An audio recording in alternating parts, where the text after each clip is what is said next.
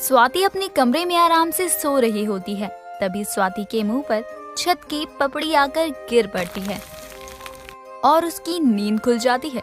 स्वाति को बहुत गुस्सा आता है और वो अपनी माँ अनीता और भाई लोकेश को आवाज लगाकर बुलाने लगती है। माँ, भाई जल्दी से यहाँ आओ। स्वाति की आवाज सुनकर दोनों आ जाते हैं और उसकी माँ बोलती है, क्या हुआ? तू क्यों इतने जोर जोर से चिल्ला रही है? आसमान गिर गया या जमीन फट गई? अरे आसमान ही गिर गया है। ये देखो, पपड़ी मेरे मुंह पर गिरी है। मैं कब से बोल रही हूँ कि अब हमें घर बदल लेना चाहिए।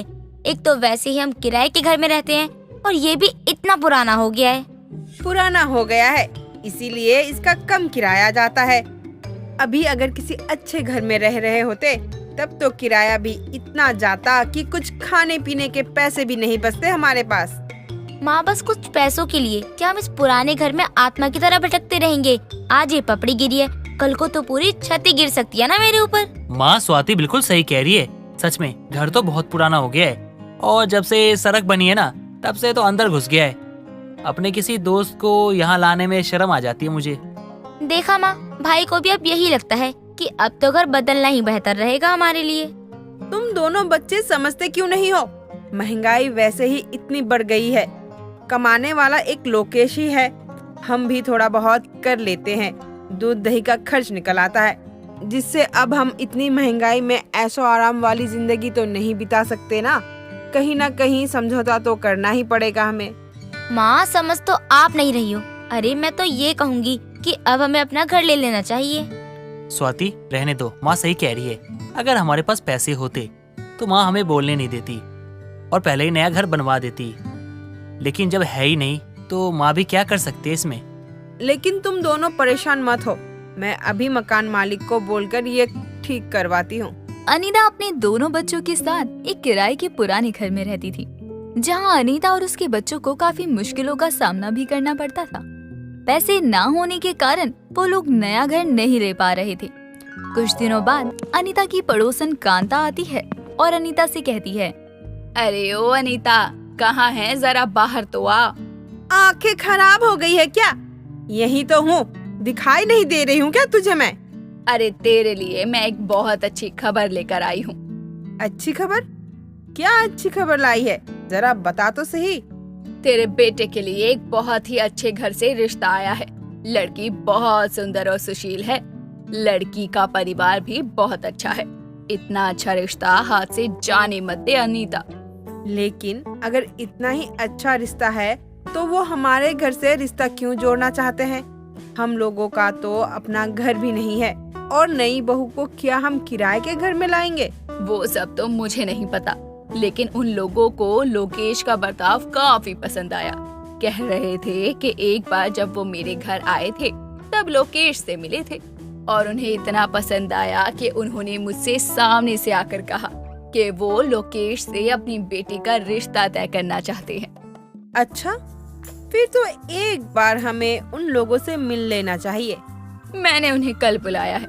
एक बार मिल ले, देख ले लड़के को, सारी बात कर ले और अगर फिर भी लड़की ठीक ना लगी तो मत करना शादी। लेकिन देखने में कोई दिक्कत थोड़ी है। अनीता की बात कांता मान लेती है और अगले ही दिन लड़की का पूरा परिवार आ जाता है, जिसके बाद सभी लोग बात करते हैं और दोनों परिवारों को एक दूसरे का परिवार पसंद भी आता है, जिसके बाद रिश्ता तय होता है। रिश्ता तय होने के बाद घर में खुशियाँ तो आती ही हैं, लेकिन अनीता फिर भी एक जगह उदास बैठी थी। ये देखकर लोकेश अपनी माँ के पास जाता है। माँ, क्या हुआ? आप इतनी परेशान क्यों लग रही हो? सब ठीक तो है ना?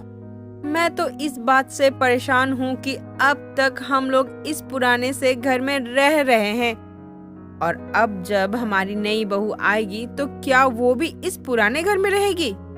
माँ, आप ही तो कहती हो ना कि अभी इतना खर्चा नहीं कर सकते, तो एक नया घर बनाने जितना खर्चा क्यों करना?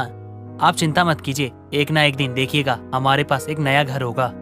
अब तो तुम बच्चों ने ही सब देखना है, मेरा क्या है? मेरी तो उम्र हो चली है, आज हूँ कल नहीं। माँ यार, आप ऐसी बातें मत किया करो। आप कुछ भी बोल देती हो, सोचती भी नहीं हो हमारा क्या होगा। लोकेश अपनी माँ को समझाता है और कुछ ही दिनों बाद लोकेश की माधुरी नाम की लड़की से शादी हो जाती है। वो घर आकर अपना ससुराल भी संभालने लगती है। कुछ दिनों बाद लोकेश काम से जल्दी आता है और सीधा अपने कमरे में जाकर माधुरी से कहता है, माधुरी, सबके कपड़े तुम बांध लो। लेकिन हुआ क्या? कपड़े क्यों बांध दूं? हम कहीं जा रहे हैं क्या? हाँ, हम अब और इस घर में नहीं रह सकते। अब हम इस पुराने घर को छोड़ के जा रहे हैं। ये आप क्या कह रहे हो? अगर हमने ये घर छोड़ दिया तो हम जाएंगे कहाँ? और मकान मालिक से आपकी कोई बहस हुई है क्या?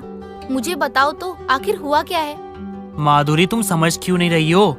मैंने जो कहा है वो करो और जल्दी से सबके कपड़े बांधो। हमारे पास ज्यादा समय नहीं है। और हाँ, प्लीज अब कोई सवाल मत पूछना। लोकेश के कहने पर माधुरी कपड़े और सामान बांधने लग जाती है। जब सब तैयारी हो जाती है तो लोकेश सबको लेकर एक फ्लैट के बाहर जाता है। अनीता, स्वाति और माधुरी तीनों को कुछ समझ नहीं आ रहा था कि आखिर ये सब हो क्या रहा है। तभी अनीता कहती है, अब तू रुक जा और चुपचाप बता कि तू हमें किसके घर लेकर जा रहा है और अपना घर क्यों खाली करने को कह रहा है तू? साफ साफ बता, ये किसका घर है? माँ, कुछ देर और तो रुक जाओ, मैं आपको सब बताता हूँ। थोड़ा समय दो मुझे। लोकेश कुछ नहीं बताता और सबको लेकर एक फ्लैट में चला जाता है। इतना बड़ा फ्लैट देखकर स्वाति कहती है, भैया, आप यहाँ हमें जले पर नमक डालने के लिए लेकर आए हो? ये इतना बड़ा और सुंदर फ्लैट है, हमें क्यों लेकर आए हो? भाभी, आपको तो पता है ना भैया हमें यहाँ क्यों लेकर आए हैं? माँ, ये लीजिए, ये है हमारा नया घर। हमारा घर? लेकिन हमारा तो वो पुराना वाला घर था ना। ये कब लिया तूने? और हमें तो कुछ पता ही नहीं इसके बारे में। पूरी बात बता, क्या ये सच में हमारा फ्लैट है? हाँ माँ, ये हमारा फ्लैट है, आपका नया घर। वो क्या है ना, बहुत अच्छा काम किया था मैंने, तो मेरे बॉस ने ना मुझे खुश होकर ये फ्लैट गिफ्ट कर दिया। और आपको पता है इस फ्लैट के कागज किसके नाम पर है? आपके नाम पे है माँ, आपके नाम पे। लोकेश की बात सुनकर सभी लोग बहुत ज्यादा खुश हो जाते हैं और स्वाति पूरा घर देखने लगती है। उसके बाद सब लोग घर का सामान सेट करने लगते हैं और फिर नए घर में रहने लगते हैं।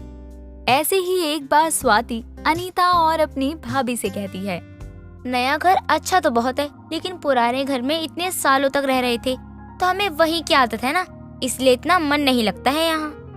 हाँ, ये तो बिल्कुल सही बोला स्वाति तुमने। अभी शादी हुए टाइम ही कितना हुआ है और मुझे भी उस घर की आदत हो गई है। यहाँ तो छत भी नहीं है, पुराने घर में तो छत भी थी। हम वहाँ रोज शाम को छत पर बैठकर चाय पीते थे, लेकिन यहाँ तो वो सब है ही नहीं। तू तो रहने ही दे स्वाति, ये नया घर है तो अलग ही होगा ना। और अब वही पुराने घर की तरह होता तो ये तुझे ही सबसे ज्यादा परेशानी होती कि जगह बदल ली, लेकिन घर तो पुराना ही है। हाँ, ये तो सही कहा आपने। यहाँ कम से कम मुंह पर पपड़ी तो नहीं गिरी ना। अब पुराने घर से नए घर में आ ही गए थे और धीरे धीरे नए घर की आदत भी हो ही जाती है।